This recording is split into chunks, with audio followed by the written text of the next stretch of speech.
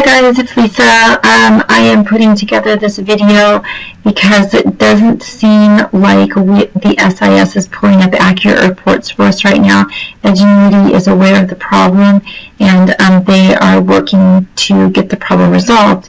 The end dates is the biggest problem right now, but we think we'll be able to have that resolved by the end of the week. I just want to first start off the video by saying thank you so much to everybody that has helped us together as a group figure out some of these problems.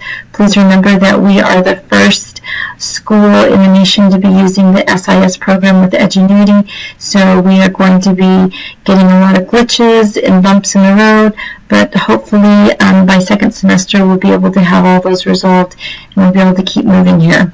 So the first thing you want to do is I have a list of my students, and so I logged onto PowerSchool and I got a list of my students from the info page, and then I just have a list on my Google form so I know all my students that I'm looking for.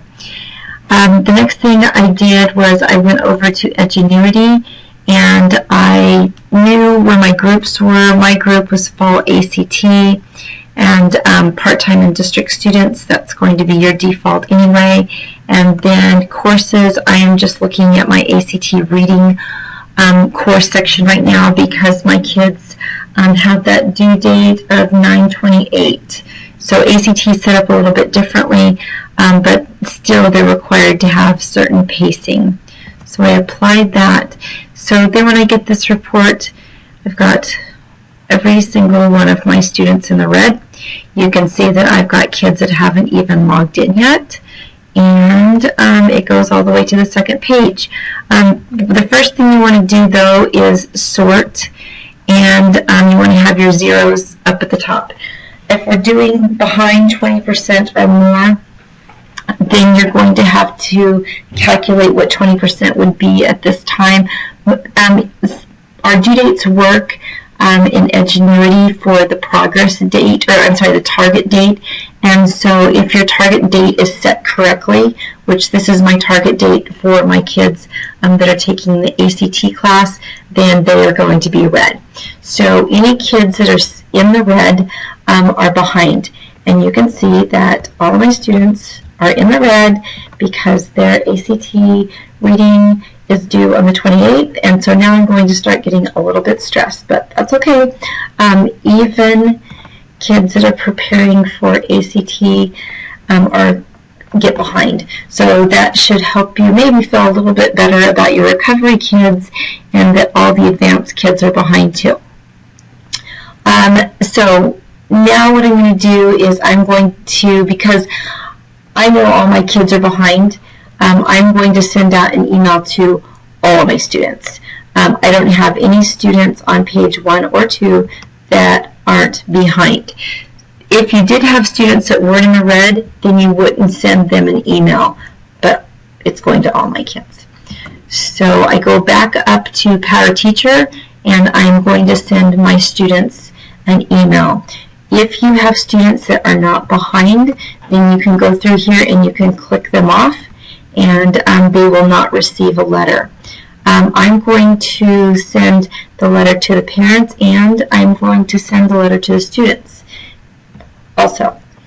Now mine is going to look a little bit different than yours because my message that I'm sending is going to be a little bit different, but if you recall, you do have a template that tells you exactly kind of what to say for recovery credit students who are behind. I'm going to take off Diane's name here and her email so that my information is on there. So please contact me or Mrs. Belknap.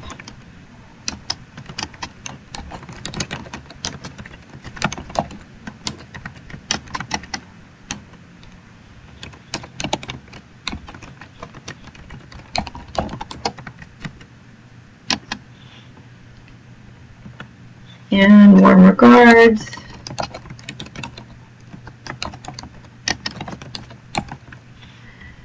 Okay, so my letter's ready to go out. I have a subject. This is the subject that I want you guys to put in yours. You will change your information down here accordingly and then copy and paste it. I think we're all basically using this one. If you want to create your own Google Doc, it's very easy to do. You can just go in here to File, and you can say make a copy, and you can make a copy and you can call it your own, and then it will just automatically save in your drive. So I can put Lisa's mentor template and then OK, and then it opens up another tab which goes to my, as you can see, my Utah Online email, and it's saved in my Utah Online Google Drive. Okay, so I am going to send this email to my ACT students. I'm in PowerTeacher right now. I'm going to put in a subject line, and the subject line is going to be the same subject line as you guys are going to use, but my ACT template looks a little different. So I'm going to copy and paste it, and I'm going to put here. And I love not where it says not passing. If I could bold that, I would totally bold it, but I can't bold it. So I'm going to take off subject. I didn't really mean to copy that. Okay, then my message that I'm going to send is you guys are going to send this message regarding the $50, 20% or more behind, and this is only going to your recovery credit kids. You guys can do one to your original credit kids also, but right now this is just your recovery credit kids. So I'm going to go to my ACT letter real quick, and I'm going to copy it and paste it. And you know what, I didn't put my email in here, so I'm going to do that real quick.